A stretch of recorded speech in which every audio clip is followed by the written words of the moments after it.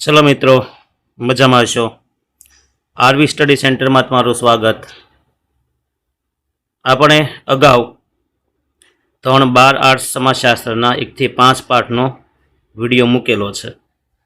જો એ બાકી હોય તો ફટાફટ એ પૂરો કરજો, કારણ કે એ પણ રિવિઝન લેક્ચર જ હતો.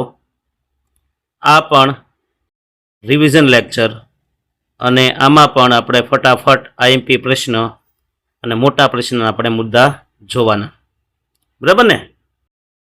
ચલો, આ છેલ્લી ઘડીની આ ક્ષણોમાં આપને કામ આવશે. તો તમામ વિદ્યાર્થીઓ ધ્યાનથી સાંભળે, શક્ય હોય તો લખે, અને હા, તમને ઉપયોગી વિડીયો લાગે તો મારી પણ મદદ કરજો કે આ ચેનલને સબસ્ક્રાઈબ કરજો અને અન્ય તમારા મિત્રોને, સાથી મિત્રોને ભલામણ કરજો. 100% જ્ઞાન વહેંચતા વધશે, બરાબર? ચાલો શરૂ કરીએ આપણે. છઠ્ઠો પાઠ, સમૂહ સંચાર માધ્યમો અને સમાજ. પહેલો પ્રશ્ન છે, ફિલ્મ જગતનો પ્રતિષ્ઠિત એવોર્ડ કોના નામે આપવામાં આવે છે? તેનો જવાબ છે દાદા સાહેબ ફાળકે, જે ફિલ્મ જગતના, હિન્દી ફિલ્મ જગતના ભીષ્મ પિતામહ તરીકે ઓળખવામાં આવે છે. બીજો પ્રશ્ન, ભારતમાં ટેલિવિઝનનો પ્રારંભ ક્યારે થયો? તો ભારતમાં ટેલિવિઝનનો પ્રારંભ છે ને એ મિત્રો 1959માં થયો. ક્યારે થયો? ટીવીનો આરંભ 1959માં, પણ બ્લેક એન્ડ વ્હાઇટ, બરાબર? ચાલો, એવો જ પ્રશ્ન પાછો બીજો. ઓલું બ્લેક એન્ડ વ્હાઇટ ટીવી હતી 1959માં, પણ હવે રંગીન ટીવીનો આરંભ ક્યારે થયો? તેનો જવાબ છે 1982. ક્યારે આવશે? 1982માં. ડિજિટલ કોમ્પ્યુટરની શોધ ક્યારે થઈ? તો જવાબ છે 1946. ડિજિટલ કોમ્પ્યુટર ક્યારે શોધાણું? 1946. ચલો, ભારતમાં ઇન્ટરનેટ સેવાનો પ્રારંભ ક્યારે કરવામાં આવ્યો? ઇન્ટરનેટ ને મોબાઈલ બેની તારીખ એક જ છે. જો પહેલાં ઇન્ટરનેટનું બોલું તો 15 ઓગસ્ટ 1995. એની પ્રશ્ન જો અહીંયા, મોબાઈલ સેવાનો આરંભ ક્યારે થયો? તો જવાબ તો એ જ છે, 15 ઓગસ્ટ 1995. એનો મતલબ એમ કે મિત્રો, ઇન્ટરનેટ અને મોબાઈલની સેવાની શરૂઆત એક જ દિવસે થઈ. ભારત આઝાદ થયો ત્યારે 1995માં, એટલે કે આઝાદ દિવસના દિવસે. આઝાદ 1947માં થયો, પણ 15 ઓગસ્ટ 1995 બેમાં કોમન રહેશે. કમ્યુનિકેશન શબ્દ કઈ ભાષાનો છે? તો મિત્રો, કમ્યુનિકેશન શબ્દ છે ને એ લેટિન ભાષાનો છે. કોમ્યુન એવો કંઈક શબ્દ છે. ત્યાર પછી, ભારતનું સૌપ્રથમ દૈનિક વર્તમાનપત્ર કયું?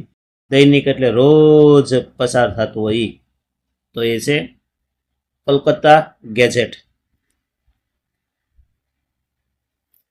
રેડિયોનો આવિષ્કાર કોણે કર્યો? તો મિત્રોનો જવાબ છે માર્કોની.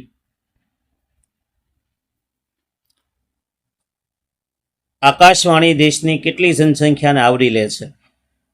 આકાશવાણી કોના માટે છે? રેડિયો માટે. તો એ છે દેશની 96% વસ્તીને આવરી લે છે. કેમેરાની શોધ કોણે કરી?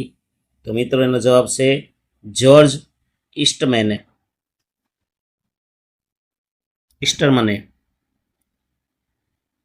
ભારતમાં રંગીન ટીવી શરૂ થયું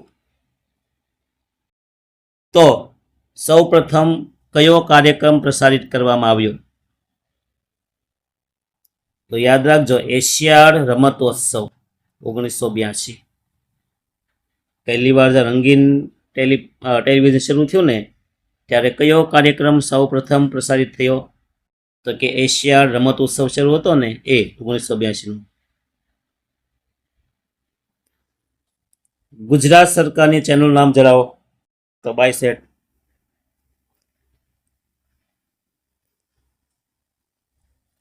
દેશાભિમાન રાષ્ટ્રીય એકતા વિકસાવવામાં ફાળો આપતી ટેલિવિઝનની ઐતિહાસિક શ્રેણી કઈ? તો એ છે ચાણક્ય. કઈ આવશે? ચાણક્ય. વૈશ્વિકીકરણ માટે કઈ ક્રાંતિ આવશ્યક છે? તો જવાબ આવશે સંચાર ક્રાંતિ. કઈ આવશે? સંચાર ક્રાંતિ. કમ્યુનિકેશન શબ્દ મૂળ કઈ ભાષાનો? આવી ગયો, લેટિન ભાષાનો શબ્દ છે. કોમ્યુનિકેશન માટે ગુજરાતીમાં વપરાતો શબ્દ કયો? તો એ છે પ્રત્યાયન. કયો શબ્દ છે? પ્રત્યાયન. ઇંગ્લિશ શબ્દ કોમ્યુનિકેશન, પણ ગુજરાતીમાં શું કહેવાય? પ્રત્યાયન. હું સંચાર માધ્યમનું સંવેદન વાહક માધ્યમ છું. એ તો છે ઈશારા, હાવભાવ હોય ને એ ઈશારા. પ્રિન્ટિંગ પ્રેસનો વિકાસ કોણે કર્યો હતો? તો જવાબ છે ગુટેનબર્ગ. બ્રિટનની અંદર, ઇંગ્લેન્ડની અંદર કોણે કર્યો? ગુટેનબર્ગે પ્રિન્ટિંગ પ્રેસ. પછી તો છાપકામ શરૂ થયું અને સમાચાર પત્ર શરૂ થયા. એટલે પ્રિન્ટિંગ પ્રેસની વાત આવે તો કોણ આવશે? ગુટેનબર્ગ. ભારતનું પ્રથમ વર્તમાન પત્ર ક્યારે પ્રકાશિત થયું? તો ભારતનું પ્રથમ વર્તમાન પત્ર 1780માં. કયું? કોલકાતા ગેઝેટ.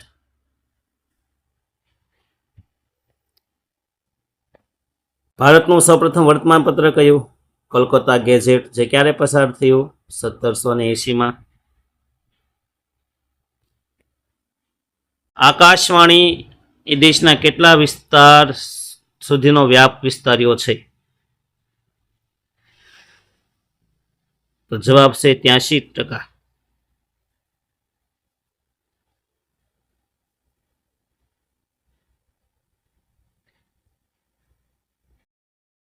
જનસંખ્યા આવે તો 96%,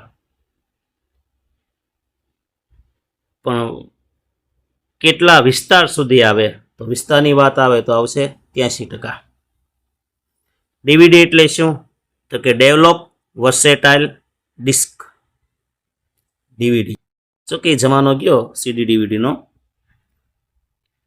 કોમ્પેક્ટ ડિસ્ક અને ડેવલપ વર્સેટાઇલ ડિસ્ક. ભારતમાં અસ્પૃશ્યતા સામેની લડતના આગેવાન કોણ હતા? BR આંબેડકર. ભૌતિકવાદમાં કયો ખ્યાલ પ્રચલિત બનતો ગયો? તો કે યુઝ એન્ડ થ્રો. ઉપયોગ કરો અને ફેંકી દો, કોઈ કિંમત જ નહીં. SMCR ભૌતિક સંચાર મોડલ કોનું છે? જો ભૌતિક સંચાર મોડલ 2 જણા આપેલા છે. એમાં SMCR નામનું ભૌતિક મોડલ કોણે આપ્યું? તો SMCR નું ભૌતિક મોડલ આપ્યું ડેવિડ બર્ગોએ. કોણે આપ્યું? ડેવિડ બર્ગો. નાના પ્રશ્ન પૂરા, હવે થોડાક મોટા પ્રશ્નો, પણ એ મુદ્દા રૂપે. ચલો, સંચાર વિશે માહિતી આપો. તો કે સંચારને અંગ્રેજીમાં કોમ્યુનિકેશન કહેવાય, જે લેટિન ભાષા પરથી ઉતરી આવ્યો છે. સંચારની વ્યાખ્યા કીથ ડેવિડે આપી. કોણે આપી? Keith David. સંચાર એટલે એક વ્યક્તિ કે સમૂહથી બીજી વ્યક્તિ કે સમૂહમાં કોઈ સૂચના અથવા ભાવ પહોંચાડવાની ક્રિયા. ટૂંકું ને ટચ. ભાવ પહોંચાડવાની પ્રક્રિયા કે સૂચના પહોંચાડવાની પ્રક્રિયા, એને શું કહેવાય? સંચાર કહેવાય. કીથ ડેવિડ કહે છે. એ પછી એક વ્યક્તિથી વ્યક્તિ હોય કે જૂથથી જૂથ હોય.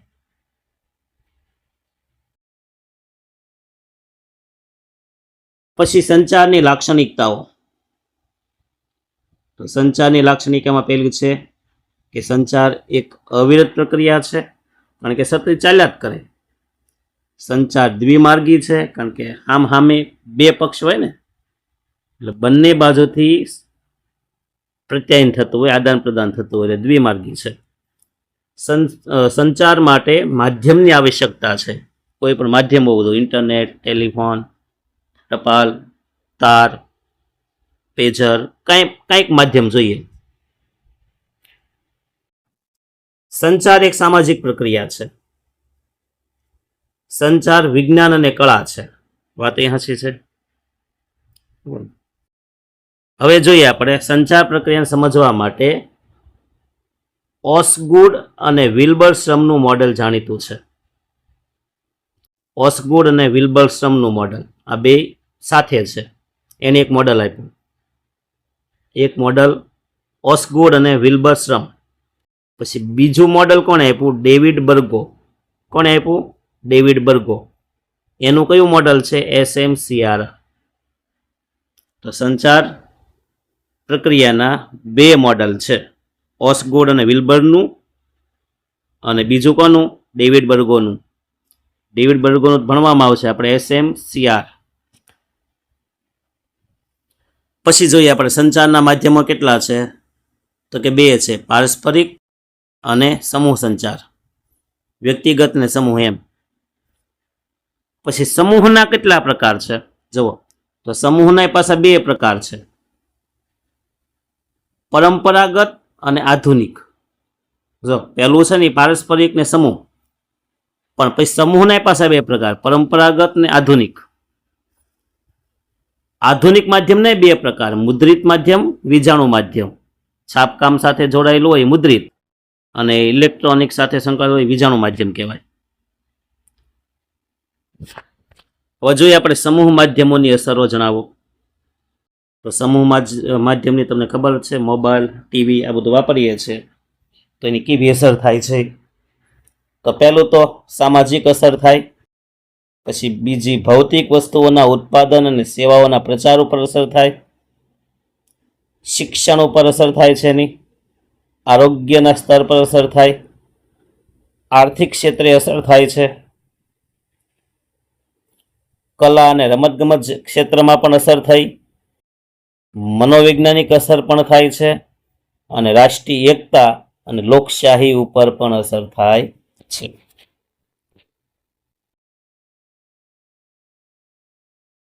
પછી સમૂહ સંચાર માધ્યમની સમાજ ઉપર શું અસર થાય? તો કુટુંબ જીવન ઉપર અસર થાય, લગ્ન વ્યવસ્થા પર અસર થઈ, જ્ઞાતિ વ્યવસ્થા પર અસર થઈ, અને સંસ્કૃતિ પર અસર થાય છે. તો કુટુંબ, લગ્ન, જ્ઞાતિ અને સંસ્કૃતિ આ ચાર ઉપર અસર કરે છે. લ્યો મિત્રો, જોયું? ખાલી 10-12 મિનિટ થઈ છઠ્ઠો પાઠ રિવિઝન કરતા. જો મજા આવી તો લાઈક ઠોકવાની મૂંઝાવા નહીં તમે તમારે. એક અંગૂઠો ને એક લાઈક મને આપી દો તો વાંધો નહીં, બીજી કોઈક જગ્યાએ ઓછી લાઈક આપજો. થોડીક અમારી જેવાને સપોર્ટ કરો બિચારા. પુણે ખાસરેથી એક નાના માધ્યમથી, આમ તો જો કે મારી પાસે મોબાઈલ સિવાય કોઈ માધ્યમ નથી. હું આ વિડીયો બનાવું માત્ર મોબાઈલ, એ પણ 15,000 વાળો મોબાઈલ છે, વધારે નહીં. એટલે સપોર્ટની જરૂર પડે ને, તો એ સપોર્ટની અપેક્ષા સાથે 7મો પાઠ આપણે શરૂ કરીએ, સામાજિક આંદોલનો. હવે આંદોલન શબ્દ આવે એટલે ખબર પડી જ જાય કે કાંઈક નવા જૂની કરવાની હોય, સમજ્યા ને? નવા જૂની કરવાની હોય, બસ એ જ આંદોલન આપણે કહી શકાય આપણી ભાષામાં. પણ હવે ભણવાની ભાષામાં આપણે જોવું હોય તો આપણે આગળ વધીએ. પહેલા નાના પ્રશ્ન આપણે જોઈએ કે કયા આંદોલનનું પરિણામ જે તે પરિસ્થિતિને ટકાવી રાખવા માટેનું હોય છે? જો પરિસ્થિતિ ટકાવી રાખવા માટેનું હોય ને, એ સુધારાવાદી આંદોલન કહેવાય. કેવું કહેવાય? સુધારાવાદી. પછી બ્રહ્મો સમાજની સ્થાપના, બ્રહ્મો આવશે. બ્રહ્મો સમાજની સ્થાપના કોણે કરી? તો કોણ આવશે? રાજા રામમોહન રાય. પછી ગુજરાતમાં સુધારાવાદી આંદોલન કોણે ચલાવ્યું? કવિ નર્મદે. દાંડીઓ નામનું પાક્ષિત ચલાવતા, ખબર છે ને? વીર નર્મદ. ગુજરાતની અંદર ગદ્યના પિતા કહેવાય, નિબંધના પિતા કહેવાય, ઘણું બધું એને શરૂઆત કરી છે. મારી આત્મકથા આપી, આત્મકથાના પિતા પણ કહેવાય, બરાબર ને? નર્મદને. ગુજરાતમાં સ્ત્રી કેળવણી માટેના આંદોલનો કોણે ચલાવ્યા હતા? તો મહર્ષિ કર્વે, મહર્ષિ ધોંડો કર્વે. સુધારાવાદી સામાજિક આંદોલન કરતા, જો બે આંદોલનની વાત છે. સુધારાવાદી આંદોલન હોય ને, એની બિલકુલ વિરુદ્ધનું આંદોલન કયું? હાવ વિરોધી. તેનો જવાબ આવશે ક્રાંતિકારી. એટલે આ બે એકના વિરોધી છે. તો ઉપરની છે VS. સુધારાવાદી, તો એને સામે કોણ આવશે? ક્રાંતિકારી આંદોલન. નર્મદા બંધ વિરોધી આંદોલન કયા પ્રકારનું છે? તો કે પ્રતિરોધાત્મક.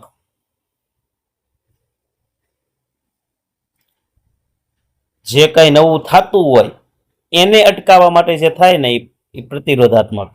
બરાબર ને? નર્મદા બંધ બનતો થો એ ન બનવા હાટું થઈને એની સામે વિરોધ કર્યો, નર્મદા પ્રતિ વિરોધ કર્યો, પ્રતિરોધાત્મક આંદોલન છે. કયા આંદોલનમાં ફક્ત અભિવ્યક્તિ હોય છે, તેમાં કોઈ ક્રિયા જોડેલી હોતી નથી? તો એ છે ખાલી વિરોધાત્મક આંદોલન.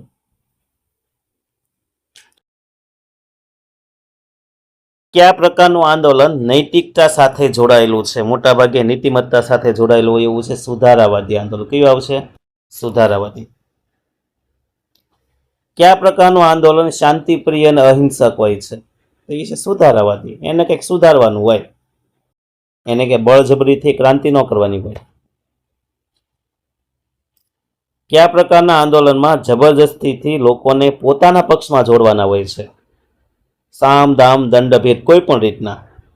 એ આંદોલન છે ક્રાંતિકારી. કયું છે? ક્રાંતિકારી. કયા પ્રકારના આંદોલન શાંતિપૂર્વક અને અહિંસક હોય છે? નિરાહતે શાંતિથી. એ છે સુધારાવાદી આંદોલન. શ્વેત ક્રાંતિના પ્રણેતા કોણ છે? તો કે વર્ગીસ કુરિયન. પણ આ શ્વેત ક્રાંતિ કયા આંદોલનમાં આવે? તો યાદ રાખજો મિત્રો, ક્રાંતિકારી આંદોલન, કારણ કે ક્રાંતિની વાત છે તો એ ક્રાંતિકારી આંદોલન કહેવાશે. આપણે ગાંધીજી જેવા ભાઈ અક્ષર જુઓ, મોબાઈલમાં કઈ પેન બેન તો હાલે નહીં, એટલે આંગળીથી જેવું થયું જે લખાય લખી નાખું. શ્વેત ક્રાંતિના પ્રણેતા ડોક્ટર વર્ગીસ કુરિયન. શ્વેત ક્રાંતિ છે ને એ ક્રાંતિકારી આંદોલન છે. અને શ્વેત ક્રાંતિ શેના માટે જાણીતું છે? તો કે દૂધ. અને એમાં અમૂલ ડેરી આવી પછી તો ભાઈ અમૂલ દૂધ પીતા હે ઇન્ડિયા. ચલો, વિનોબા ભાવેના આંદોલનમાં કોનો સમાવેશ થાય છે? તો ભૂદાન યજ્ઞ આવશે. કયો આવશે? ભૂદાન.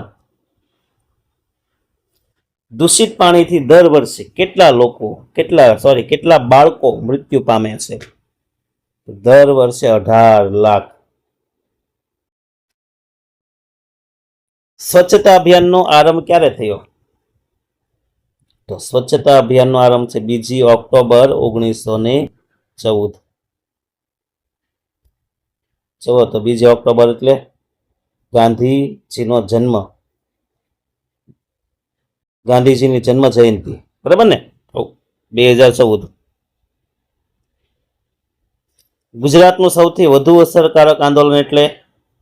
ગુજરાતનું સૌથી વધુ અસરકારક આંદોલન એ છે નવનિર્માણ આંદોલન. બરાબર? બૃહદ મુંબઈમાંથી જ્યારે ગુજરાતને અલગ કરવાનું હતું ત્યારે ગુજરાત નવનિર્માણ આંદોલન થયું ને એ. હંમેશા આંદોલન ખાલી જગ્યા હોય છે, ધ્યેય લક્ષ્ય કંઈક ને કંઈક ધ્યેય સાથે આગળ વધતા હોય છે.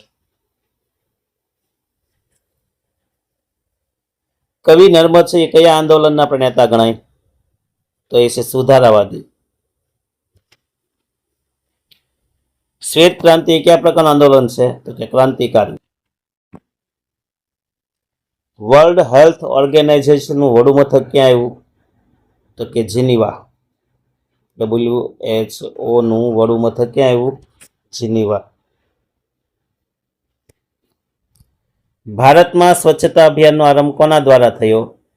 તો માનનીય યશસ્વી વડાપ્રધાન શ્રી નરેન્દ્રભાઈ મોદી દ્વારા.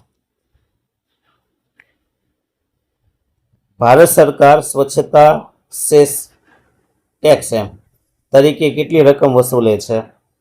તો 0.5%. સામાજિક આંદોલનમાં શું આવશ્યક છે? તો લોકભાગીદારી. ત્યાર પછી લોક ભાગીદારીનું ઉત્તમ ઉદાહરણ કયું? તો ભાઈ પંચાયતી રાજ. શું આવશે? પંચાયતી રાજ. સ્વચ્છતા આંદોલન એ કયા આંદોલનનો જ ભાગ છે? સ્વચ્છતા આંદોલન છે ને એ સુધારાવાદી આંદોલન છે. કેવું છે? સુધારાવાદી. એને જળબૂળમાંથી કઈ ફેરફાર ન કરવો, પણ આ ગંદકીની જે કઈ ગંદી આદતો છે ને એ સુધારવી છે, એટલે સુધારવાદી આંદોલન. સ્વચ્છ ભારત કા ઈરાદા. લોકશાહી શાસન વ્યવસ્થામાં કયા આંદોલનો જોવા મળે છે?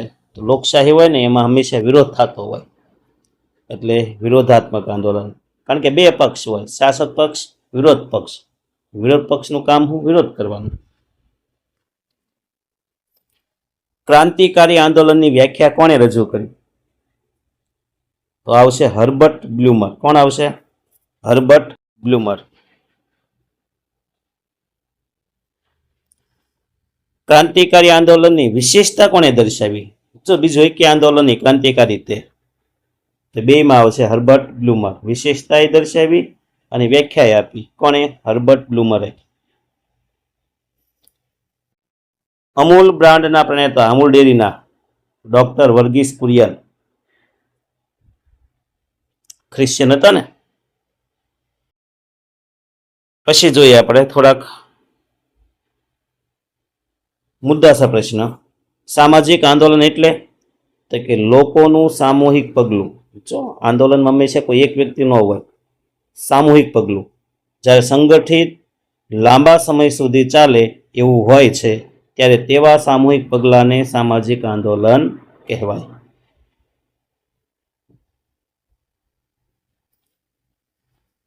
સામાજિક આંદોલનના લક્ષણો. તો કે પહેલું એ લાંબા ગાળાની પ્રક્રિયા છે.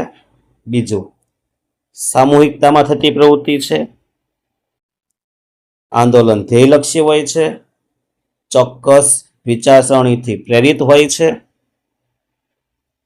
વ્યક્તિઓ વચ્ચે તાદમ્ય હોય છે. વ્યક્તિ વચ્ચે વિરોધ ન હોય, પણ એ કોઈ સિસ્ટમ સાથે, કોઈ માંગણી સાથે થતા હોય છે. ચોક્કસ પદ્ધતિ અને રીત હોય છે આંદોલનની. પછી બદલાવ અને સાતત્યતા. ઘણી વખત બદલાવા માટેના હોય છે, ઘણી વખત ટકાવી રાખવા માટેના હોય છે. તો આ છે સામાજિક આંદોલનના લક્ષણો. હવે જોઈએ આપણે સામાજિક આંદોલનના પ્રકાર. તો સામાજિક આંદોલનના છે ને 4 પ્રકાર છે.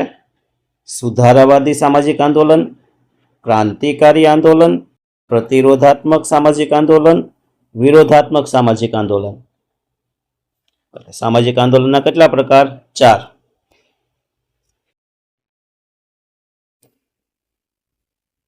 હવે જોઈએ આપણે સામાજિક આંદોલનની અસર શું થાય.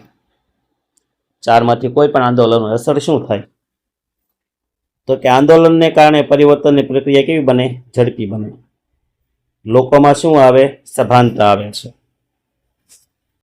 સમાજ અને રાષ્ટ્ર માટે જરૂરી એવી નવી નેતાગીરી ઊભી થાય છે. કારણ કે આંદોલન થાય એટલે કોઈક નવો નેતા મળે. પછી આંદોલનને કારણે શું થાય? વૈચારિક ક્રાંતિ લાવે છે. અને આંદોલન છે ને વૈકલ્પિક ઉપાયોની તંદુરસ્ત ચર્ચા થાય છે. તંદુરસ્ત એટલે હું? કોઈ પણ જાતના ઝઘડા વગર, હિંસા વગર. હવે આપણા 4 આંદોલન છે ને, સુધારાવાદી, ક્રાંતિકારી, પ્રતિરોધાત્મક અને વિરોધાત્મક, એના વિશે આપણે ટૂંકી માહિતી મેળવીએ. તો પહેલું છે, આપણે જોઈએ મિત્રો, સુધારાવાદી આંદોલન. સુધારાવાદી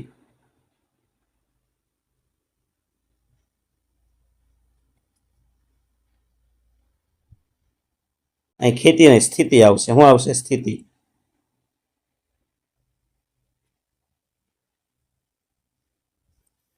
વર્તમાન સ્થિતિને સુધારવા માટે થતા આંદોલનને સામાજિક આંદોલન કહેવાય. વર્તમાન સ્થિતિ યોગ્ય ન હોય, તમે સુધારો લાવવા માટે જે આંદોલન થાય એ સુધારવાદી આંદોલન કહેવાય. આ આંદોલન છે નૈતિકતા સાથે જોડાયેલું છે. જો 1 માર્કમાં પૂછાય છે, જો કે આવ્યું જ છે.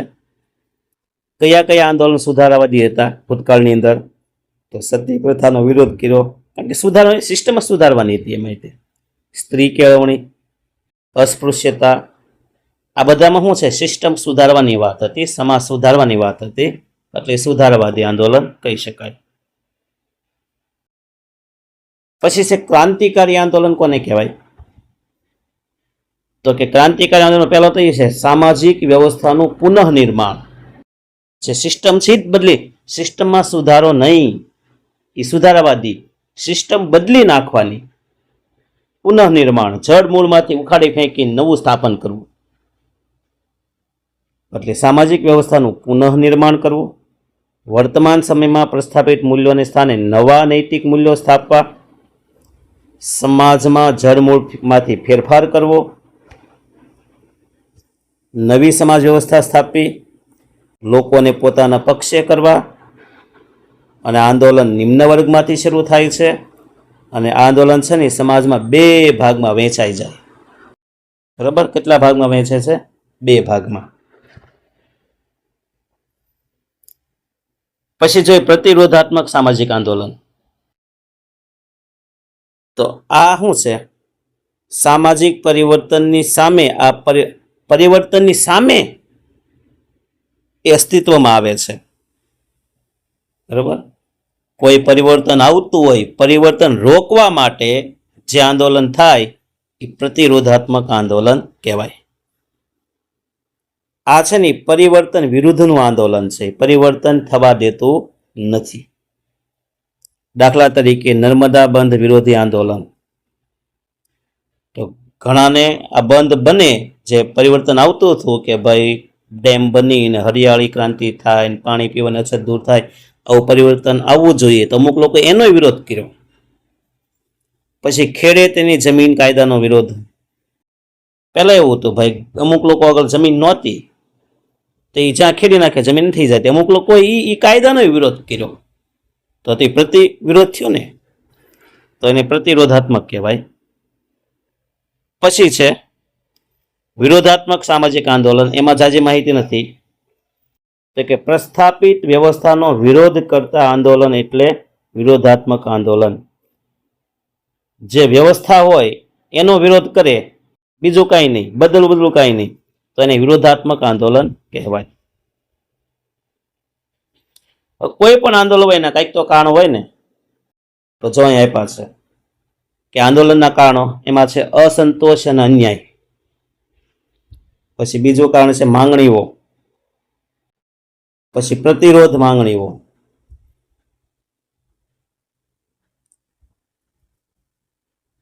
તો મોંઘવારી સામે આંદોલન, સ્ત્રીત્ય સામે આંદોલન, સામાજિક આંદોલન. લોકશાહી સમાજમાં ખાસ કરીને વિરોધાત્મક આંદોલન જોવા મળે છે. તો આંદોલન નામ તો મુખ્ય 3 કારણ છે: અસંતોષ, માંગણી અને પ્રતિરોધ માંગણી. ચાલો મિત્ર, અહીંયા આપણે 7મો પાઠ પૂરો થઈ ગયો. લ્યો, 30 મિનિટ ન થઈ ત્યાં તમારા અહીંયા 2 પાઠ પૂરા થઈ ગયા છે ને. ફટાફટ રિવિઝન. તમે ક્લાસરૂમમાં ભણવા જાઓ ને, ક્લાસરૂમની અંદર, તો લગભગ તમારે 5-5, 6-6 લેક્ચર એક પાઠ પૂરો થતા લાગે છે. બરાબર? અહીંયા જો ફટાફટ પૂરું થાય છે. જો આમાં બધી ડી માહિતી નથી. આ તો શું છે, ફાસ્ટ રિવિઝન છે, એટલે આમાં ઔપચારિક બધું આવતું હોય છે, પણ છે મહત્વનું, મજા આવે એવું. ફકો લાઈક તમ તમારે. હેલો, કંજુસાઈ ન કરતા ભાઈ, સબસ્ક્રાઇબ કરવામાં, લાઈક કરવામાં છે ને આળસ નહીં કરતા. 8મો પાઠ મજાનો પાઠ છે, મને ગમતો પાઠ છે.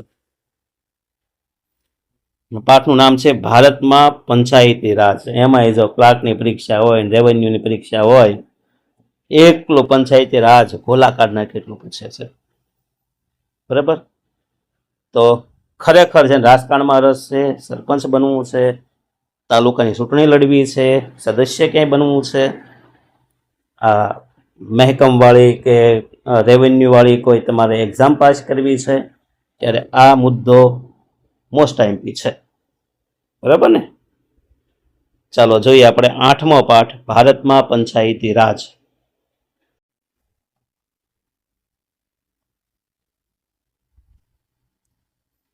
પહેલો પ્રશ્ન, પંચાયતી રાજની સ્વતંત્રતા પાયાથી શરૂ થવી જોઈએ. પાયાથી.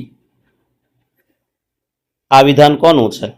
કે પંચાયતી રાજની છે ને એ સ્વતંત્રતાની શરૂઆત પાયાથી થવી જોઈએ.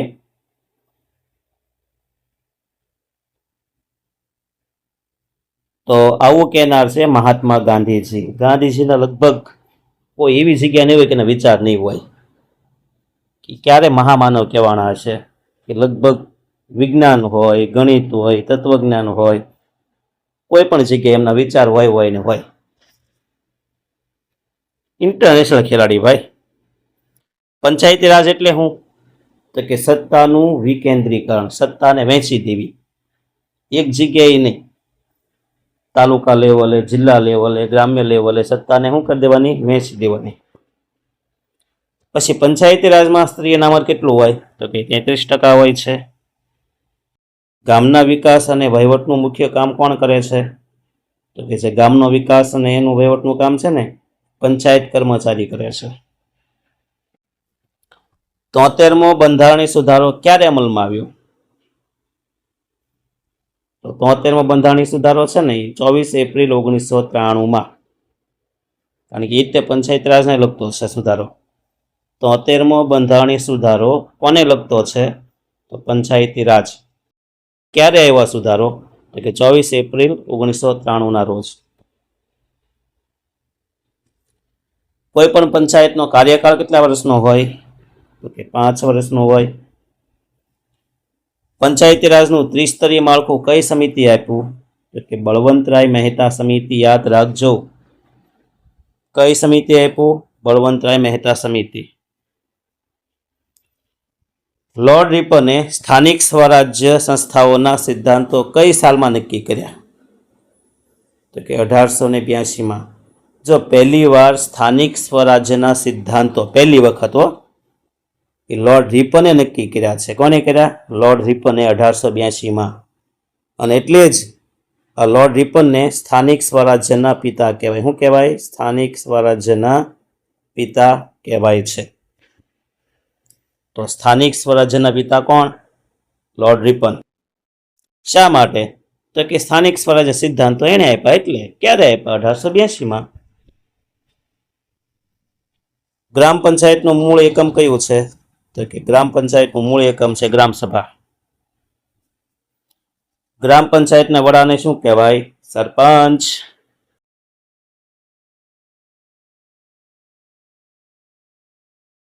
સ્થાનિક સ્વરાજ્ય સંસ્થાઓ સ્થાપવાના કાયદા કોણે કર્યા? જો કાયદા કોણ આવશે? Lord Ripon, 1882. પંચાયતોને વિભિન્ન વિકાસ કાર્યક્રમોની જાણકારી કોણ આપે છે? તો વિકાસના કાર્યક્રમોની જાણકારી ગ્રામ સેવક આપે છે. કોણ આપે? ગ્રામ સેવક. સમાધાન પંચમાં કેટલા સ્થાયી સભ્ય હોય છે? તો જ્યારે સમાધાન પંચ હોય ને એમાં એક સ્થાયી સભ્ય હોય છે.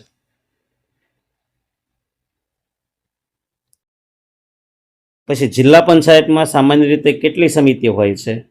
તો જિલ્લા પંચાયતમાં 10 સમિતિ હોય. કેટલી હોય? 10.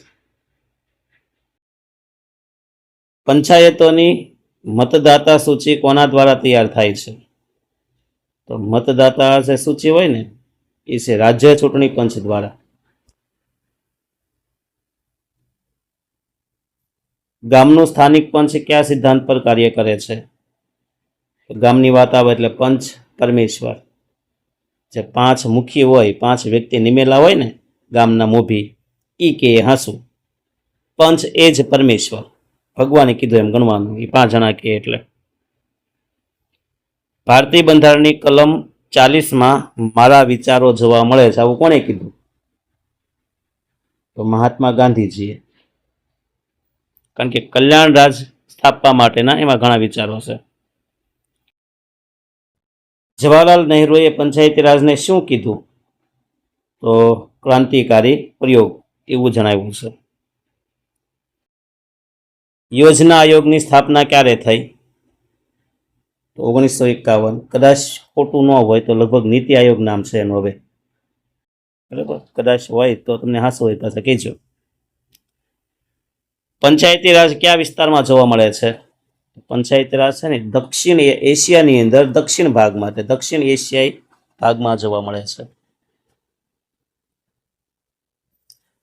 પંચાયતી રાજના માળખાનું પાયાનું એકમ કયું છે?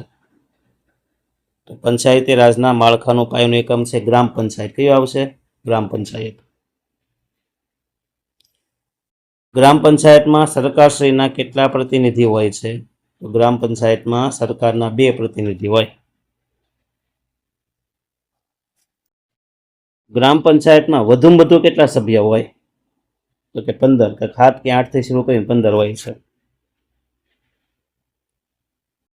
સમાધાન પંચ કોની પાસેથી દાવાઓ સ્વીકારે? એ છે ન્યાય પંચાયત. ન્યાય પંચાયતમાં જે કંઈક આવા દાવા ચાલતા હોય એ સમાધાન પંચ જઈ પોતાની પાસે લઈ શકે. તાલુકા પંચાયતનો સમયગાળો કેટલો હોય? 5 વર્ષનો. પણ કારોબારી સમિતિ હોય એના જે અધ્યક્ષ હોય એની મુદત કેટલી હોય છે? તો કારોબારી અધ્યક્ષની મુદત 2 વર્ષની હોય. જિલ્લા કક્ષાએ બક્ષી પંચ માટે કેટલી બેઠકો અનામત રાખવામાં આવી છે? તો 10 બેઠકો આવશે. કેટલી આવશે? 10% બેઠકો. ગ્રામ પંચાયતની ચૂંટણીઓ ક્યારેક ખાલી જગ્યાના બીજ રોપે છે. ગામડામાં પછી ચૂંટણી થાય ને તો બહુ નહીં હારી. શું કામ? કારણ કે કાયમી કડવાશ અને ઘરમાં ગોહા ગળી જાય. બરાબર ને? 2 ભાઈ વચ્ચે, કુટુંબ વચ્ચે, ગામના 2-3 સભ્ય વચ્ચે પછી હું કડવાશ ઝઘડા થાય છે. પછી કઈ અસર પંચાયતી રાજની નકારાત્મક અસર છે? તો આવશે આંતરજ્ઞાતીય સંઘર્ષ. ચૂંટણીને કારણે, પંચાયતી રાજને કારણે 2 જ્ઞાતિ સામસામ આવી જાય. ભારતમાં પંચાયતી રાજની ભલામણ કોણે કરી? તો કે બળવંતરાય મહેતા સમિતિએ. ગ્રામ પંચાયતમાં ઓછામાં ઓછા કેટલા સભ્ય હોય છે? તો કે 7. તો કે 7 થી 15 થઈ ગયા ને? ચલો, વૈદિક સમયથી પંચાયતનું અસ્તિત્વ જોવા મળે છે. જો આજકાલથી નહીં, ક્યારથી? વૈદિક સમયથી પંચાયત જોવા મળે છે. ઋગ્વેદ, મનુસ્મૃતિ, ધર્મશાસ્ત્ર, ઉપનિષદ, જાતક કથા, બૌદ્ધ ધર્મની જાતક કથા વગેરેમાં પણ ઉલ્લેખ છે. લોર્ડ રિપનને સ્થાનિક સ્વરાજ્યના પિતા કહેવાય છે. 1882માં સ્થાનિક સ્વરાજ્યના સિદ્ધાંત એણે રજૂ કર્યા. અને જવાહરલાલ નહેરુએ પંચાયતી રાજને ક્રાંતિકારી પ્રયોગ કહ્યો છે. Short and sweet. વ્યાખ્યા આપવાની કીધી છે. પંચાયતી રાજ એટલે શું? તો કે પંચાયતી રાજ એટલે સત્તાનું વિકેન્દ્રીકરણ કરી લોકશાહીની રીતે સામૂહિક વિકાસના કામો કરવાની સત્તા સંભાળતી લોકો દ્વારા ચૂંટાયેલી પંચાયતોની વ્યવસ્થા.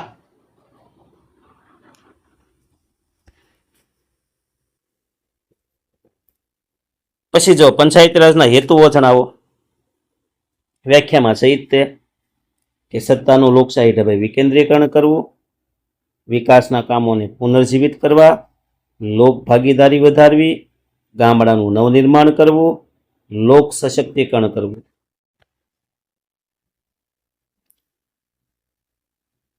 પછી પંચાયતી રાજનું ત્રિસ્તરીય માળખું જણાવો. તો થોડી બેઝિક માહિતી કે 24 એપ્રિલ 1993ના રોજ ભારતમાં પંચાયતી રાજ માટે બંધારણમાં ફેરફાર કરવામાં આવ્યો. તો પંચાયતી રાજ માટે ક્યારે બંધારણમાં ફેરફાર થયો? 24 એપ્રિલ 1993. કેટલામો સુધારો થયો? તો કે 73મો સુધારો. તો કયા સુધારા દ્વારા બંધારણમાં પંચાયતી રાજ આવ્યું? તો કે 73મા સુધારા 1993 દ્વારા.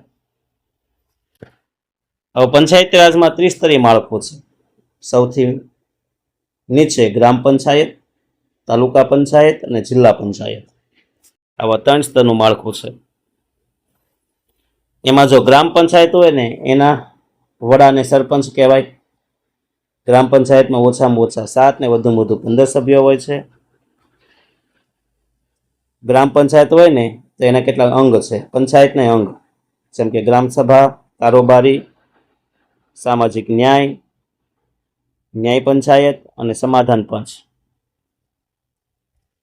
પછી જો તાલુકા પંચાયત, તો તાલુકા પંચાયતમાં 1 લાખની વસ્તી હોય તો 15 સભ્ય હોય. પછી તો કે જેટલી 25,000 વધે એટલા 2 સભ્ય વધારવાના. 1,25,000 હોય તો પાછા 17 સભ્ય, 1,50,000 હોય તો 19, કારણ કે દર 25,000 2 સભ્ય વધારવાના, એટલે 15 વત્તા 2 2 2 કરતું જવાનું. કારોબારી સમિતિમાં છે 9 સભ્ય હોય છે અને એ બધાની મુદત 2 વર્ષની હોય છે. સામાજિક ન્યાય સમિતિ, આ સમિતિમાં વધુમાં વધુ 5 સભ્ય હોય છે. બરાબર, જો ન્યાય સમિતિમાં 5 સભ્ય, કારોબારી સમિતિમાં 9 સભ્ય.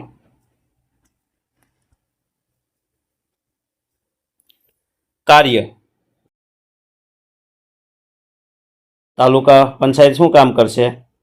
તો કે સ્વાસ્થ્ય અને સફાઈનું, શિક્ષણ, બાંધકામ, ગ્રામ વસવાટ, ખેતીવાડી, પશુ સંવર્ધન, ગ્રામ ઉદ્યોગ, સહકાર અને રાહતના કાર્ય, રાહત સહાય, પછી સમાજ કલ્યાણ અને સુરક્ષા. આ તમામ કાર્યો છે એ કોણ કરશે? તાલુકા પંચાયત કરશે. હાલો જોઈએ હવે જિલ્લા પંચાયત. તો કે જિલ્લા પંચાયતમાં કેટલા સભ્ય હોય? તો કે 4 લાખની વસ્તી હોય તો 17 સભ્યો હોય. ત્યારબાદ 1 લાખ દીઠ પાછા 2 સભ્યો વધે. બરાબર, 5 લાખ થાય તો 19 થાય, 6 લાખ થાય તો પાછા 2 ઉંમર 21 થઈ જાય, એટલે 17 પછી 2 2 2 ઉમેર, લાખે 2 2 ઉમેરતા જવાનું. જિલ્લા પંચાયતના કાર્યો, તો કે ગ્રામ વિસ્તાર માટે વિકાસનું નીતિનું ઘડતર કરવું, ગામડાઓને જોડતા રસ્તા બનાવવા, ખેત ઉત્પાદકતા વધારવા માટે પ્રયત્નો કરવા, ગ્રામ વિસ્તારમાંથી બેકારી ઘટે અને રોજગારીનું સર્જન કરવું, ગ્રામ વિસ્તારમાં આરોગ્ય માટે પીએચસી સેન્ટર, પ્રાથમિક હેલ્થ સેન્ટર શરૂ કરવા, નિરક્ષરતા દૂર કરવા માટે માળખાકીય સુવિધા સુધારવી, જિલ્લાના ગ્રામીણ વિસ્તારમાં આર્થિક વિસ્તારોમાં નાગરિકો માટે આર્થિક ઉત્કર્ષની વિવિધ યોજનાઓ શરૂ કરવી, અને છેલ્લું સાંસ્કૃતિક પ્રવૃત્તિઓ તથા રમતગમતની પ્રવૃત્તિઓને વેગ આપવો. બધા જિલ્લા પંચાયતના કામ છે. પછી મિત્રો પંચાયતી રાજની સામાજિક અસરો જણાવો. તો પંચાયતી રાજની સામાજિક અસરમાં આવશે પહેલા લોકશાહીના મૂલ્ય પર અસર, નવા નેતૃત્વનો ઉદ્ભવ, સત્તાના માળખામાં પરિવર્તન, સામાજિક ગતિશીલતામાં વૃદ્ધિ, રાજકીય જાગૃતિ આવે, બિન સાંપ્રદાયિકતામાં વૃદ્ધિ, સામાજિક અંતરમાં ઘટાડો અને લોકોની ભાગીદારીમાં વધારો. છેલ્લો પ્રશ્ન આ પાઠનો, પંચાયતી રાજની નકારાત્મક સામાજિક અસરો જણાવો. તો એમાં આવશે જૂથવાદ ને પક્ષવાદ, જ્ઞાતિવાદને ઉત્તેજન અને આંતરજ્ઞાતિ સંઘર્ષ. અરે આમાં નામક કેટલા હોમાઈ ગયા. નકારાત્મક અસર ઘણી જોવા મળે ફરી વાર. પંચાયતી રાજની હારી અસર છે એમ ખરાબ અસર છે, જેમ કે જૂથવાદ ને પક્ષવાદ થઈ જાય, જ્ઞાતિવાદને ઉત્તેજન મળે અને આંતરજ્ઞાતિ સંઘર્ષ વધે છે. આ વાત થઈ આપણે કયા પાઠની? પંચાયત રાજવાળા 8મા પાઠની છે ને આઈએમપી. આઈએમપી હોય, મજા આવતી હોય તો પાછું મારું કામ કરવાનું ભૂલવાનું નહીં. બરાબર, રઘુકુળ રીત સદા ચલી આવી, પ્રાણ જાય પણ વચન ન જાય. મને વચન આપો કે તમે આ વિડીયોને સબસ્ક્રાઇબ કરશો, લાઈક કરશો.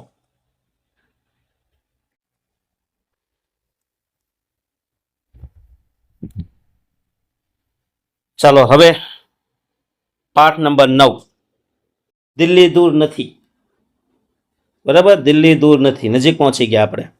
પાઠ નંબર 9, સામાજિક ધોરણભંગ, બાળ અપરાધ અને યુવા અજંપો. જોઈએ આપણે પહેલો પ્રશ્ન. એમાં ધોરણભંગ વર્તનની વ્યાખ્યા આપનાર વિદ્વાન કોણ? ધોરણભંગ એટલે હું કાયદાના નિયમ, કાયદા કે નિયમનું પાલન ન કરવું, એનો ભંગ કરવો, એને ધોરણભંગ કહેવાય. એની વ્યાખ્યા આપનાર છે હોર્ટન અને હન્ટ.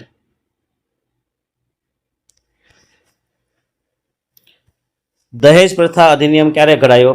1961માં. અગાઉના લેક્ચરમાં થોડુંક મારે આ બાબતે થોડુંક મિસ્ટેક થઈ ગઈ હતી, જોઈ લેજો. દહેજ પ્રથા અધિનિયમ કાનૂન ક્યારે ઘડાયો? 1961માં. બાળ અપરાધીને સુરક્ષિત રાખવાનું સ્થળ કયું? તો બાળ અપરાધીને સુરક્ષિત રાખવો હોય તો એ છે રિમાન્ડ હોમ. અહીંયા રિમાન્ડ એટલે આપણી ભાષામાં નહીં હોય કે મારી મારીને ગોલા કાઢ નાખવા, સાંભળી ઉતારી નાખવી, ઠમઠોરવો, એ રિમાન્ડની વાત નથી. હમણાં આવશે ત્યારે કશ. પણ સુરક્ષિત રાખવા માટે કયું છે? Remand home. પછી ભારતમાં બાળ અદાલતની સ્થાપના ક્યારે કરવામાં આવી? તો ભારતમાં બાળ અદાલત છે ને 1941માં સ્થાપી. બાળ અદાલત ક્યારે સ્થાપના થઈ? 1941. ઘરેલું હિંસા અધિનિયમ ક્યારે અમલમાં આવ્યો? તો 2005માં. આ બધા મુદ્દા તો આપણે સ્ત્રી સશક્તિકરણમાં આવ્યા હતા. એનોમીનો સિદ્ધાંત કોણે આપ્યો? તો રોબર્ટ મર્ટને. જો ધોરણ કે કાયદા વિરુદ્ધનું જે વર્તન થાય એને એનોમી કહેવાય. શું કહેવાય? એનોમી. તમને એમ થાય કે એનોમી એટલે શું? કાયદા વિરુદ્ધ જવું એ. જુવેનાઇલ જસ્ટિસ એક્ટ મુજબ બાળ અપરાધીની મહત્તમ ઉંમર કેટલી? બાળ અપરાધી કોને કહેવાય? તો વધુમાં વધુ 18 વર્ષની ઉંમર હોય એને. પછી 19 વર્ષનો થાય તો બાળ અપરાધ ન કહેવાય. હો, એ કાયદેસર જે આપણે આઈપીસી કલમ મુજબ જે ગુનેગાર હોય એ કહેવાય. પછી બાળકમાં ન આવે. એ 1941માં સૌપ્રથમ બાળ અદાલત ક્યાં શરૂ થઈ? 41માં હમણાં વાત થઈ આપણે કોલકાતામાં. ક્યાં થઈ? કોલકાતામાં. ભારતમાં યુવાનોની અંદાજિત વસ્તી કેટલી છે? જવાબ 65% છે. 65%. 65% યુવાનો છે અને બાકીના 35%માં ગઢિયા બુઢિયા અને બાળકો એ બધાનો સમાવેશ થાય. યુવા અજંપાનું સૌથી મહત્વનું કારણ શું? તો કે કુટુંબ.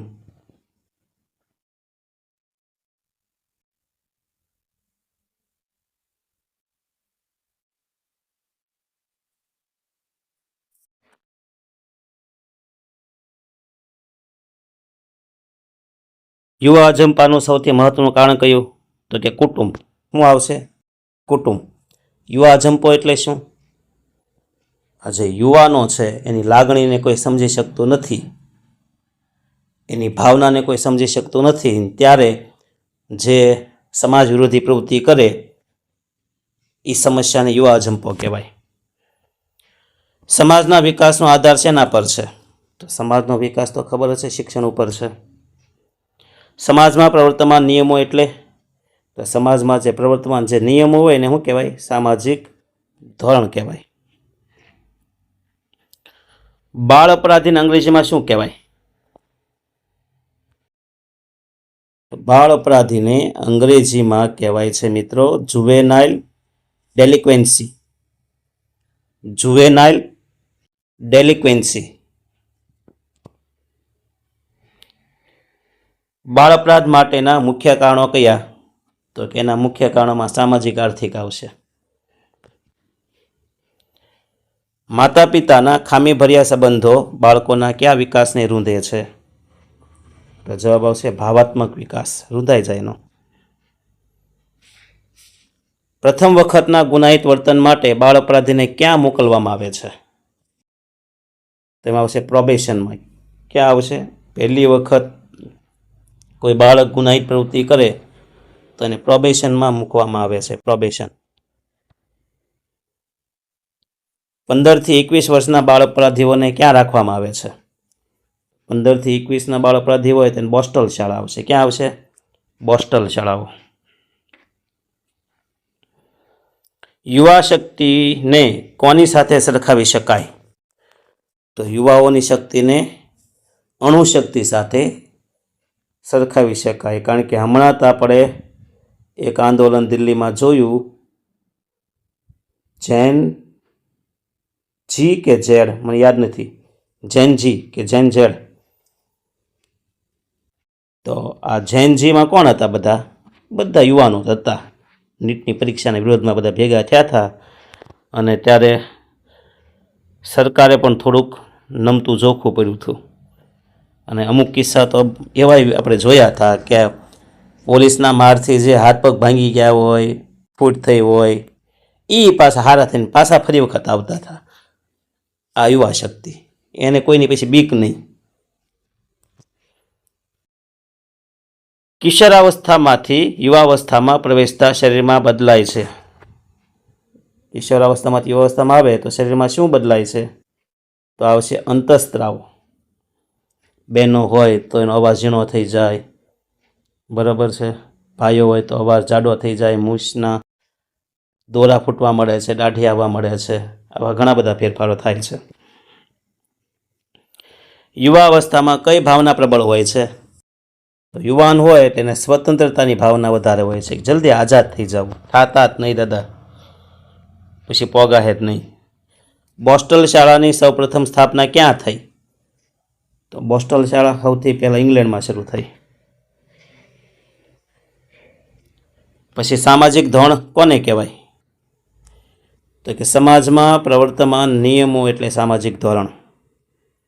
આ ધોરણો સમાજના સભ્યોના વર્તનનું નિયંત્રણ કરી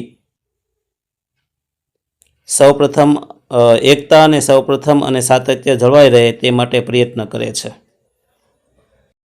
આ ધોરણો શું કામ કરે? સમાજના સભ્યોનું વર્તન નિયંત્રણ કરી, પહેલાં તો સભ્યો નિયંત્રણ કરે છે, એકતા અને સાતત્ય જળવાઈ રહે તે માટે એ પ્રયત્ન કરે છે. આને ધોરણ કહેવાય.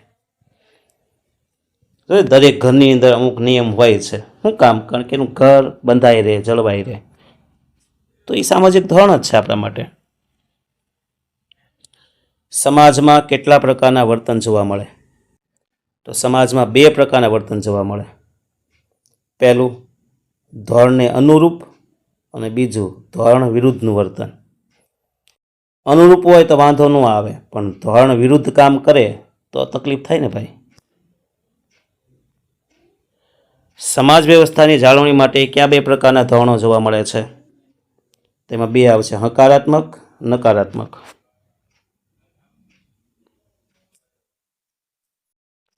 સામાજિક ધોરણભંગ વર્તનના લક્ષણો જણાવો. તો સામાજિક જે ધોરણભંગ છે ને એ વર્તનના લક્ષણમાં આવશે પહેલું કે વાર્તનિક ઘટના છે. પછી સામાજિક ધોરણભંગ એ કંઈ ખાલી ભારતમાં નથી થતું, એ સાર્વત્રિક ઘટના છે, બધે જોવા મળે. તે સાપેક્ષતા ધરાવે છે, વધતા ઓછા પ્રમાણમાં હોય છે. અમુક જગ્યાએ ધોરણભંગ કહેવાય તો અમુક જગ્યાએ ન કહેવાય, એટલે સાપેક્ષતા ધરાવે છે. સામાજિક ધોરણભંગ વર્તન એ વર્તનનું વૈવિધ્ય છે. સામાજિક ધોરણભંગ વર્તન એ સામાજિક અપેક્ષાઓથી વિરુદ્ધનું વર્તન છે. સમાજ જે અપેક્ષા રાખે એની કરતાં વિરુદ્ધ ચાલતું હોય તો એ સામાજિક ધોરણભંગ કહેવાય. સામાજિક ધોરણભંગ વર્તન એ વર્તન અનિચ્છનીય સામાજિક વર્તન છે, જે કોઈને ગમતું નથી.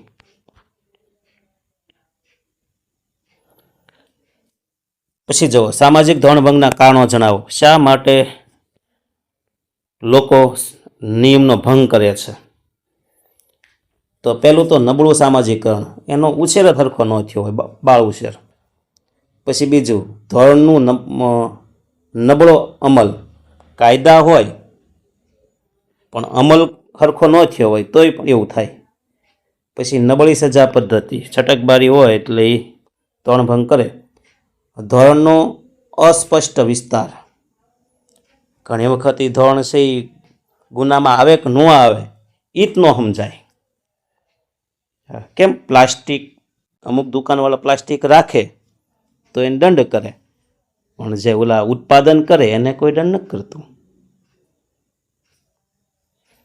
પછી ભ્રષ્ટાચારી અમલીતંત્ર, ધોરણ વચ્ચેની વિસંવાદિતતા, બચાવ પ્રયુક્તિઓ અને સમૂહ માધ્યમોનો પ્રભાવ, આ બધાને કારણે છે ને સામાજિક ધોરણભંગ થાય છે. હવે બાળ અપરાધ સુધારણા માટેની સંસ્થાઓ આપણે જોઈએ તો એના માટે સંસ્થાઓમાં આવશે પહેલાં બાળ અદાલત આવશે, પ્રોબેશન સંસ્થા આવશે, સુધાર શાળા, બોસ્ટલ શાળા, પ્રમાણિત શાળા, પાલક ગૃહ અને બાળ સંરક્ષણ ગૃહ એટલે રિમાન્ડ હોમ. આટલી સંસ્થાઓ છે. બાળ અપરાધીને સુધારણા માટેની કઈ કઈ સંસ્થાઓ છે? તો કે બાળ અદાલત, પ્રોબેશન, સુધાર શાળાઓ, બોસ્ટલ શાળાઓ, પ્રામાણિક શાળાઓ, પાલક ગૃહો અને બાળ સંરક્ષણ ગૃહો એટલે કે રિમાન્ડ હોમ.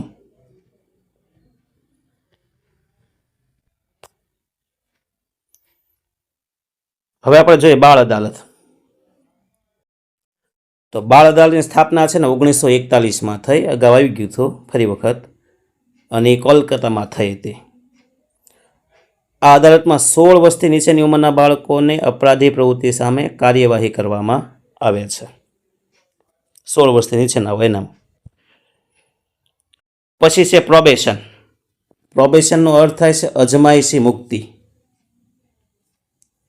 બાળકના પ્રથમ વખત ગુનો કરે ત્યારે પ્રોબેશન મોકલવામાં આવે છે. એટલે બાળકના પ્રથમ વખતની ગુનાહિત પ્રવૃત્તિ કે વર્તન જો સાબિત થાય ત્યારે બાળકને સુધાર ગૃહમાં મોકલવામાં આવે છે. પ્રોબેશન વ્યવસ્થાનો મુખ્ય હેતુ બાળ અપરાધના સમાજ જીવન અને કુટુંબ જીવનને જાળવી રાખી બાળ અપરાધીને સુધારણા કરવાનું છે. સમાજ જીવન કુટુંબ જીવનથી અલગ ન થવો જોઈએ. બરાબર. હવે સુધાર શાળાઓ. તો સુધાર શાળાઓની શરૂઆત છે ને 1987માં રિફોર્મેટરી સ્કૂલ એક્ટની જોગવાઈ હેઠળ સુધાર શાળાની સ્થાપના કરવામાં આવી છે. 15 વર્ષથી નીચેની ઉંમરના બાળકો અને ગંભીર ગુના માટે 3 થી 7 વર્ષ સુધી આ શાળામાં રાખવામાં આવે છે. હવે 3 થી 4 વર્ષ સુધી શું કરવાનું સુધાર શાળામાં? તો કે શિક્ષણ આપવાનું, એને તાલીમ આપવાની. આ બે વ્યવસ્થા ત્યાં કરી આપવાની.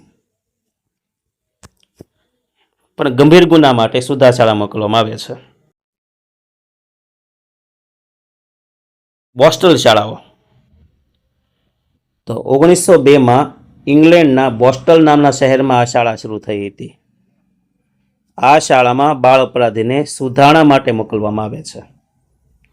બોસ્ટલ શાળાના 2 પ્રકાર છે, બંધ અને ખુલ્લી બોસ્ટલ શાળા. પછી પ્રમાણિત શાળાઓ. તો બાળ કાયદાઓના અમલ કરતા રાજ્યોમાં પ્રમાણિત શાળાઓ કાર્યરત છે. જો બાળ કાયદા જ્યાં છે ને ત્યાં આ શાળા છે. આમાં 2 પ્રકાર છે, જુનિયર પ્રમાણિત શાળાઓ, સિનિયર પ્રમાણિત શાળાઓ.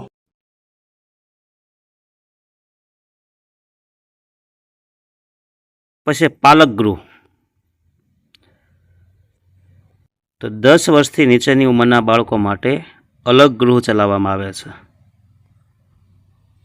જો 10 વર્ષથી નીચેના, આ સંસ્થામાં બાળકને કૌટુંબિક વાતાવરણ મળી રહે તેવા પ્રયત્નો કરવામાં આવે છે.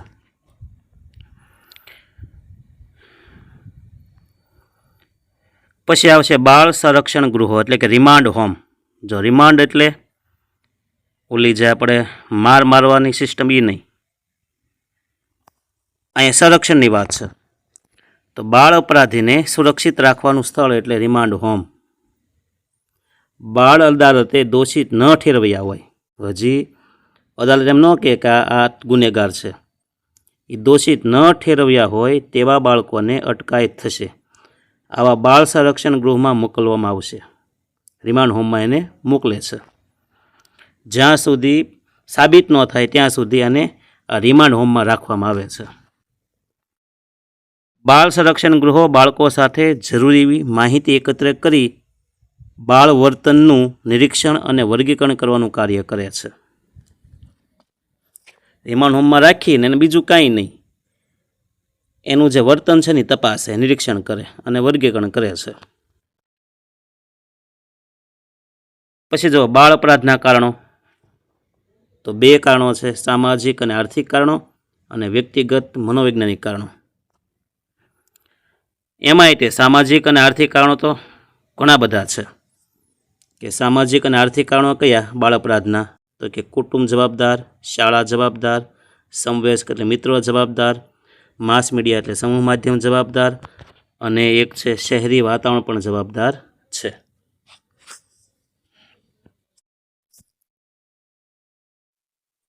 પછી યુવા અજંપો એટલે શું? તો કે યુવાનોની જરૂરિયાતને પૂર્તિ ન થાય, તેમની સમસ્યાઓનો ઉકેલ ન આવે ત્યારે યુવાનો જે વર્તન કરે તે વર્તનમાં તેમની લાગણી, માગણી અને અસંતોષની અભિવ્યક્તિ થતી હોય તે યુવા અજંપો છે. બેસ્ટ વ્યાખ્યા છે ભાઈ યુવા અજંપાની. કે યુવાનોને કંઈક જરૂરિયાત હોય ને, એ જરૂરિયાત પૂરી ન થાય, તેમની સમસ્યાનો ઉકેલ ન આવે, ત્યારે આ જે યુવાનો છે ને જે વર્તન કરે ને એ વર્તનમાં કાં લાગણી હોય, કાં કંઈક માગણી હોય, કાં અસંતોષ હોય. તો આ જે લાગણી, માગણી કે અસંતોષ હોય ને એને યુવા અજંપો કહેવાય. યુવા અજંપાના કારણો જણાવો. તો પહેલું કારણ છે સામાજિક કારણ, જેમાં કુટુંબ, મૂલ્ય સંઘર્ષ, બદલાયેલા ધ્યેય, પેઢી વચ્ચેનું અંતર, આ બધું જવાબદાર છે. પછી શૈક્ષણિક કારણ અને જૈવિક અને મનોવૈજ્ઞાનિક કારણ. એટલા કારણો છે યુવા અજંપા માટેના છે. ચલો અહીંયા 1 કલાકની અંદર આપણે 4 પાઠ પૂરા કર્યા છે મિત્રો. જોરદાર તમારા માટે તાળી. હાથમાં મોબાઈલ છે એટલે નકર ખરેખર તાળી પાડે તમારા માટે, કારણ કે 1 કલાકની અંદર 4 પાઠ તમે રિવિઝન કર્યા છે. મારા માટે તાળી પાડજો, કારણ કે હું સતત 1 કલાક સુધી બોલ્યો છું. હવે છેલ્લો પાઠ મિત્રો, 10મો પાઠ, સામાજિક સમસ્યાઓ. આખરે ઉજાગરનો અંત આવશે. હવે આ પણ આપણે ફટાફટ પૂરો કરીએ. તમારે તો હું રિવિઝન કરવું હોય તો આસાન છે. 10 નંબરનું કે 20 નંબરનું સકડું દબો એટલે પાછું બેકમાં જાય એટલે રિવિઝન થઈ જશે. ચાલો જોઈએ આપણે 2011ની વસ્તી ગણતરી મુજબ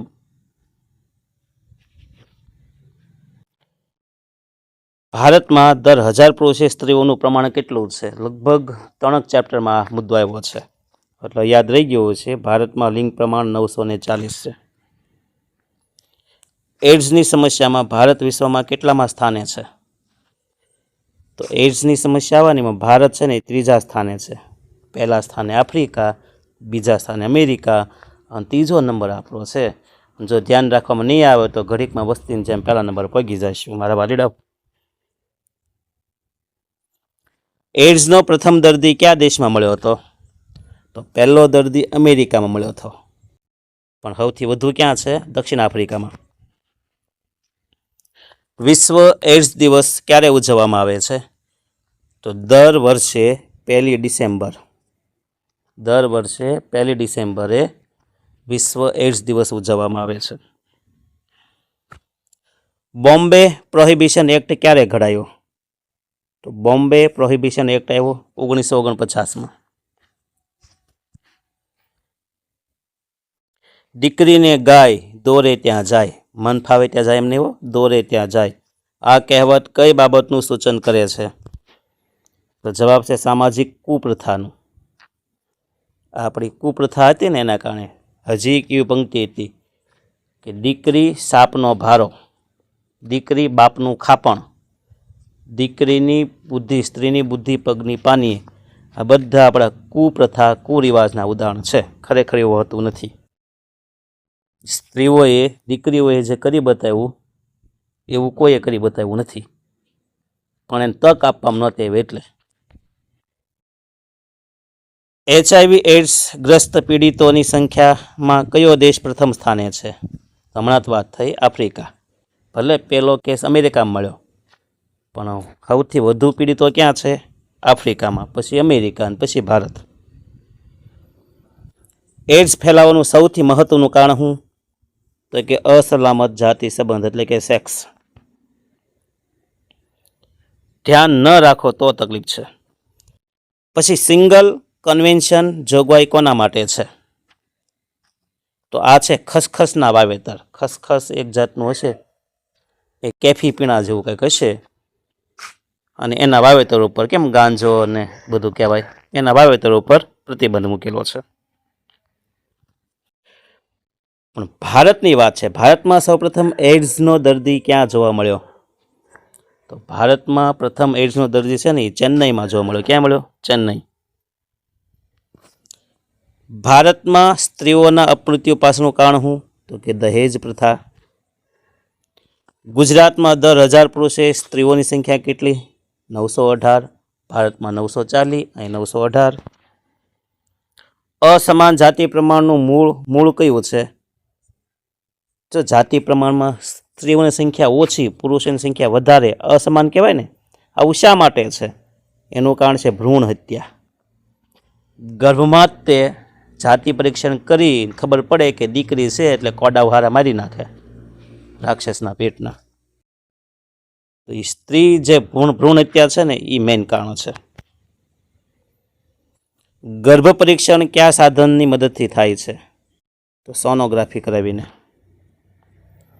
ભારતમાં સ્ત્રીઓના અપમૃત્યુ પાછળનું સૌથી મહત્વનું પરિબળ કયું છે? તો એ છે દહેજ પ્રથા. કયા કુરિવાજો સમાજમાં બાળકીઓની સંખ્યા ઓછી કરે છે? તો કે દૂધ પીતી. જોકે બંધ થઈ ગયું છે, પણ આ બધા અમાનવીય, અમાનુષિત કહેવાય ને કે રિવાજો છે. પુરુષો કરતાં સ્ત્રીઓ મજબૂત હોવાથી લાંબુ જીવે છે તેવું કયા શાસ્ત્રમાં પુરાવા થયું છે? તો એવું કીધું જીવ વિજ્ઞાનમાં. દહેજને કારણે એક સ્ત્રીનું મૃત્યુ કેટલી મિનિટે થાય છે? તો દર 90 મિનિટે એક સ્ત્રીનું મૃત્યુ થાય છે. ઓનર કિલિંગ કયા રાજ્યમાં વધુ પ્રમાણમાં જોવા મળે છે? તો એ છે હરિયાણામાં. ઓનર કિલિંગ એટલે આઈ થિંક સાસુ સસરા કે પતિના ત્રાસ દ્વારા એને મારી નાખવામાં આવે છે ત્રાસથી, એને ઓનર કિલિંગ કહેવાય છે, જે હરિયાણામાં વધારે છે. પછી ભારતમાં ચેન્નઈમાં સૌપ્રથમ ડૉક્ટર સુનીતિ સોલેમન એક સેક્સ વર્કરને HIV હોવાનું નિદાન કઈ સાલમાં કર્યું? તો હવે તો અહીંયા તો જબરા પ્રશ્ન બની ગયા મિત્રો, કે ભારતમાં પ્રથમ HIV નિદાન થયું અથવા કેસ મળ્યો હોય ક્યારે મળ્યો? તે 1986માં. કઈ જગ્યાએ મળ્યો? ચેન્નઈમાં. કયા ડૉક્ટરે સાબિત કર્યું? તો ડૉક્ટર સુનીતિ સોલેમને. એટલા મુદ્દા મહત્વના છે. કોને HIV હતો? એક સેક્સ વર્કર હતી ને એને હતું, જેની આપણે ભાષામાં વેશ્યા કહેવાય છે. તો ભારતમાં ચેન્નઈમાં સુનીતિ સોલોમન દ્વારા એક સેક્સ વર્કરને HIV છે એવું સાબિત થયું. ક્યારે? તો એ છે 1986માં. જો વિશ્વની અંદર ક્યારે? 1981માં. બાજુમાં લખ્યું છે અમેરિકામાં પહેલો કેસ આવ્યો, પણ ભારતની અંદર ચેન્નઈમાં. એડ્સ ફેલાવનારું મહત્વનું પરિબળ કયું? તો રક્ત છે, કારણ કે રક્તદાન, હવે HIV વાળા હોય ને એને રક્તદાન કર્યું તો એ લોહી તો કેટલી જગ્યાએ જતું હોય છે. ભારતમાં એડ્સ નિયંત્રણ માટે કઈ સંસ્થા કાર્યરત છે? તો જવાબ છે નાકો.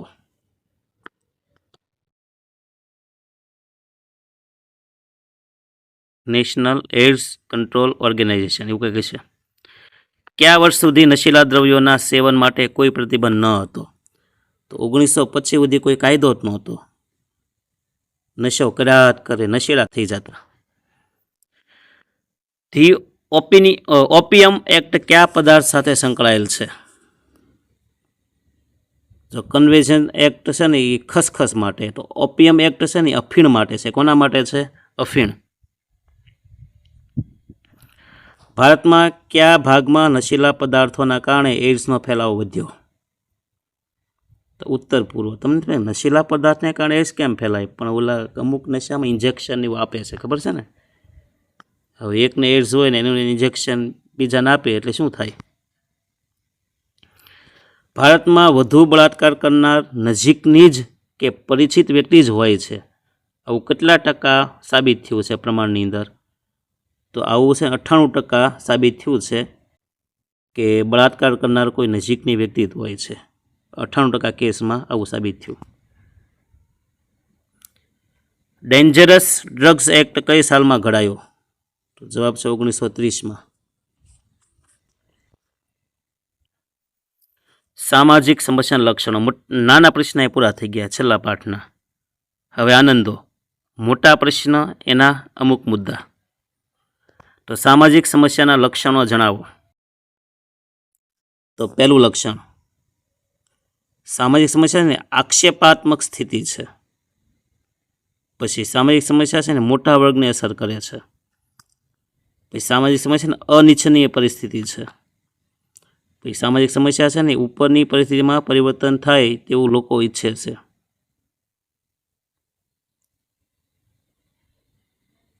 સામાજિક સમસ્યાની પરિસ્થિતિ સમય જતાં હલ થઈ જાય છે. આ એના લક્ષણો. ભારતીય સમાજમાં જોવા મળતી મુખ્ય 3 સામાજિક સમસ્યાઓ કઈ?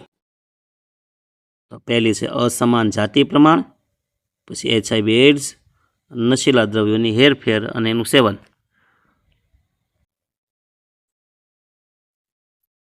અસમાન જાતિ પ્રમાણના કારણો. બહેનોની સંખ્યા શું કામ ઓછી છે સ્ત્રીઓની? તો પિતૃસત્તાક કુટુંબ, લિંગભેદ, સ્ત્રી ભ્રૂણ હત્યા, સામાજિક પરંપરા અને કુપ્રથા, પરિવારની આર્થિક સ્થિતિ, સ્થળાંતર. આ બધાને કારણે સ્ત્રીઓની સંખ્યા ઓછી છે. અસમાન જાતિ પ્રમાણ.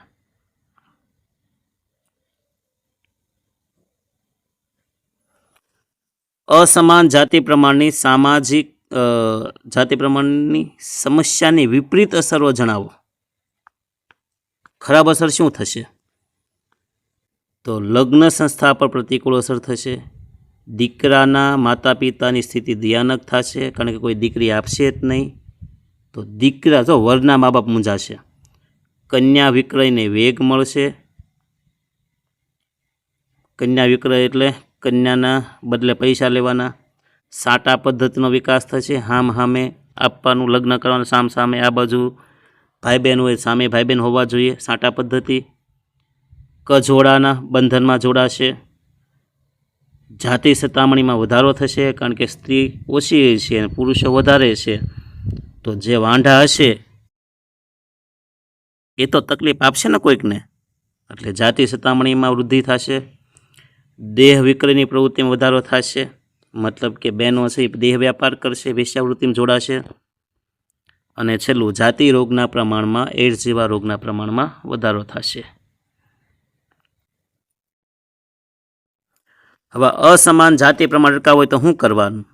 બહેનોની સંખ્યા, સ્ત્રીઓની સંખ્યા વધારવી હોય તો કન્યા જન્મને આવકારવાનું, સ્ત્રી પુરુષને બંધારણીય સમાનતા આપવાની, પરિવારમાં એક જ દીકરી હોય તો પુરસ્કાર આપવાનો, સ્ત્રીઓમાં જાગૃતિ લાવવા વિવિધ યોજનાઓ લાવવી, ભ્રૂણ હત્યા પ્રતિબંધ કરી દેવાનો, ગર્ભ પરીક્ષણ છે એ બંધ કરી દેવાનું, દહેજ પ્રથા પ્રતિબંધક ધારાનો અમલ કરવો. ચાલો, એડ્સના કારણો. તો પહેલું કારણ અસલામત જાતિ સંબંધ. બીજું, માતા દ્વારા બાળકને, કારણ કે માતામાં એડ્સ હોય તો એના તે ખૂનમાંથી બાળક જે જન્મે છે એમાં એડ્સ હોય જ તે. નશીલા પદાર્થના વ્યસન, લોહીની હેરાફેરી કે ફેરબદલી. એડ્સની વિપરીત અસર જણાવો.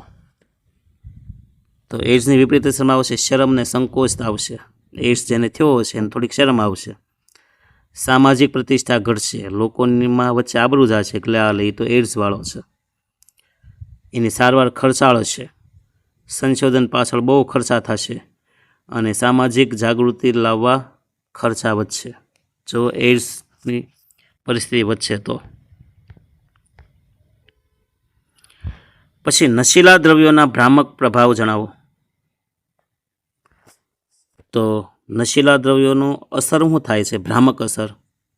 તો પહેલી, નશીલા દ્રવ્ય છે ને પીડામાંથી મુક્તિ અપાવે છે. ચિંતા, અધીરાઈ, થાક વગેરેમાં ઘટાડો કરે છે. નશો છે ને એ, હા, એક મરીઝનો શેર આવી ગયો, બોલવો નહોતો પણ હવે નશાની વાત આવી એટલે કહી દઉં ને, કે સુરા રાતે તો શું વહેલી સવારે પી ગયો છું હું, સમય સંજોગના ગેબી ઇશારે પી ગયો છું હું, કોઈ વેળા જરા ઓછી મળી એની શિકાયત શી, કોઈ વેળા ગજાથી પણ વધારે પી ગયો છું મેં. તો આવા હતા મરીઝ સાહેબ. તો ચિંતા, અધીરાઈ, થાક વગેરેમાં ઘટાડો થાય છે નશીલા દ્રવ્યોથી. પછી શરીરની શક્તિ અને ઉર્જામાં વધારો થાય જો આ નશીલા દ્રવ્યોને કારણે. નવી ચેતના અને અનુભૂતિ પ્રાપ્તિ થાય, રોમાંચ થાય. પછી પ્રસન્નતા એટલે સુખની ભાવના જાગૃત થાય છે. આ એની ભ્રામક અસર.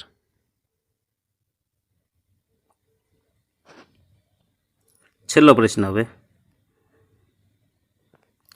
આ નશીલા દ્રવ્યના વ્યસનના કારણો કયા? શા માટે યુવાનો અથવા અમુક લોકો છે એ વ્યસન તરફ વળે છે?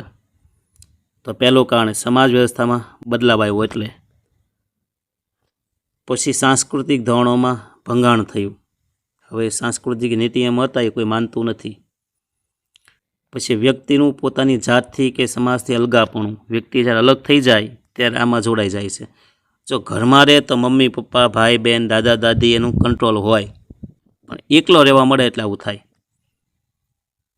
મિત્ર જૂથ કે સમવેશ જૂથનો પ્રભાવ. મિત્રો સારા હોય તો વાંધો નહીં, પણ જો ખરાબ આવ્યો એટલે દાટ વાળી દે, તો ઘણી વખત મિત્રોની અસર પણ કરે છે. પછી જિજ્ઞાસા અને અજ્ઞાનતા. જાણવાનું હોય કે હા કે માવો ખાવાથી, દારૂ પીવાથી, ફલાણું પીવાથી શું થાય એવી જિજ્ઞાસા હોય, અને એના પ્રત્યે અજ્ઞાન હોય કે હવાથી શું થશે જો સેવન કરશે તો. ઉદ્યોગ અને શહેરોનો વિકાસ. આર્થિક પરિસ્થિતિ, ભૌગોલિક દ્રષ્ટિએ એનું સ્થાન, અને આંતરરાષ્ટ્રીય રાજકારણ. બીજા દેશમાંથી પણ દેશને ખોખલો કરવા, યુવાનોને ખોખલા કરવા માટે આવી પ્રવૃત્તિ થતી હોય છે. આમ યુદ્ધ ન કરે, પણ આ રીતના યુવાનોને ડ્રગ્સના રવાડે ચડાવીને અને કંગાળ કરી નાખે, એ પણ યુદ્ધ જ છે એક જાતનું. આને ઠંડુ યુદ્ધ જ કહેવાય. પણ આપણા યુવાનો કંઈ સમજતા નથી. તો આ થઈ ગઈ વાત આપણે 10મા પાઠની. અને અહીંયા મિત્રો 10 પાઠ. આમ તો પહેલાં સેશનની અંદર મેં 5 પાઠ પૂરા કર્યા હતા, આમાં 5 પાઠ, એટલે 1.25 કલાકની ઉપર થોડુંક થયું છે. એટલા સમયમાં આપણે 5 પાઠનું ફટાફટ રિવિઝન કર્યું છે. બરાબર છે. જો વિડીયો ગમ્યો હોય તો વારંવાર કહું છું, લાઈક કરજો, સબસ્ક્રાઈબ કરજો. ઉપયોગી હોય તો જ્ઞાન બાંટવામાં વાંધો નહીં, વહેંચતા વધશે. તમારા મિત્રો સુધી પહોંચાડજો. બરાબર. ફરી વખત જરૂર હોય તો પાછું એકવાર રિવિઝન કરજો. ચલો, અસ્તુ. જય હિન્દ, જય ભારત. તમારા બધાનું સ્વાસ્થ્ય સારું રહે એવી શુભકામના. The end. ચાલો, બાય બાય. નવા વિષય સાથે નવી રીતે જરૂરિયાત હોય એ પ્રમાણે કહેજો, ત્યારે મળશું. બાકી જૂના વિડીયો મેં મનોવિજ્ઞાનના 11માના શૈક્ષણિક મનોવિજ્ઞાન, કેટલીક યોજનાઓ, બધું આપણે આપેલું છે. બરાબર. રિવિઝન કરજો, મજા આવશે.